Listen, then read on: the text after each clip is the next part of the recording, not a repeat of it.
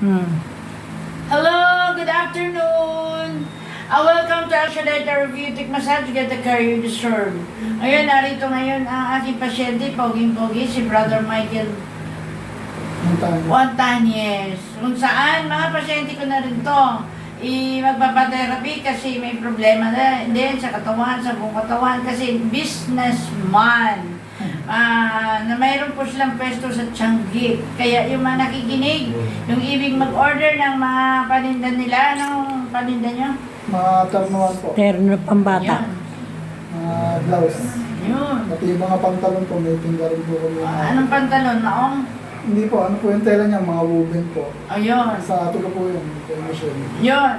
Kaya medyo alam mo naman, pag mga businessman, maraming iniisip, maraming stress, maraming tulad ngayon. Pero tayo manalangin sapagkat siya ay sa totoo lang, dati slim, ngayon grabe. O pinagpala na talaga, halatang mayaman na. So pakinggan natin pangalan, edad at bakit nandito ngayon. Sige. Ako po si Michael Montañez, ano po, tatay ko po si Victor Montañez, yung poet po ng El Shaddai. Ano po, kaya po ako nagpapa-therapy. Medyo nananakit po kasi yung pangapa ko, laging masakit. Gusto ko po sanang makarelax ng pakiramdam. Yes, kasi pagdating ng December, no? Rush na. Dadamihan na. Anong finding ng doktor? Hindi naman diabetes? Hindi na po kasi ako nakabalik pero yung tingin ko po meron kasi nararamdaman ko po minsan para lagi pagod Ganon. Hindi ka pa nagpa-lab test? Nagpa-lab test po ako ng lang yung sa high blood din po yung Hindi kasama yung CBC, yung mga Okay naman po lahat pinakang lang po yung high blood.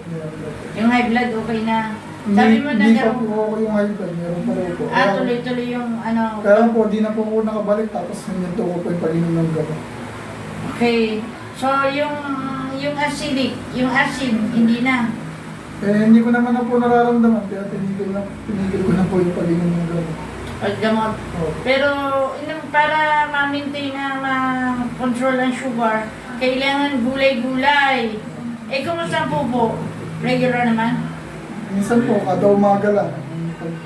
Ganon? Pagkakonsisten na ng gulay. Dapat kainin ng gulay. Yan ang pinaka-number 1 na Konti-konti. Parehas kami ng asawa ko po, medyo hirap sa doon. More water, more water. No? Water therapy, napakaganda yun, no? O tayo manalangin. Ilang, mo na nararamdaman yung ng Madalas po yung pako, madalas po yung manakit eh. Kaya uminom po ako ng vitamin sa ugat eh.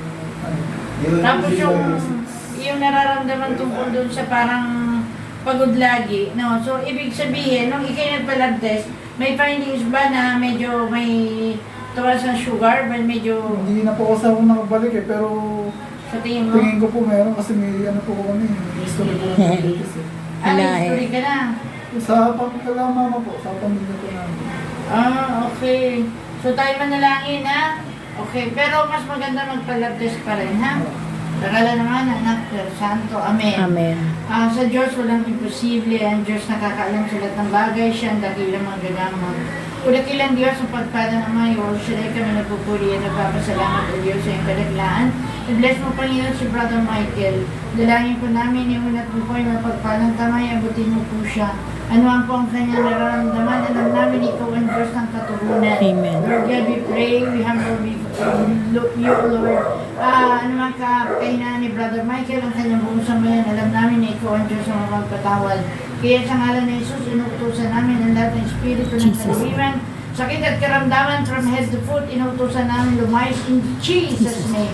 Ikaw ang diabetes, hypertension, sa pangalan yung sinutunaw namin na iyong kapangyarihan in Jesus' name.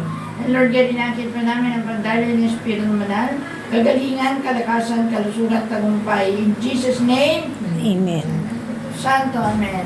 So, lahat ng sakit at karamdaman pag kay El Shaddai, tiyak may katugunan, no? Kaya like, share, and subscribe.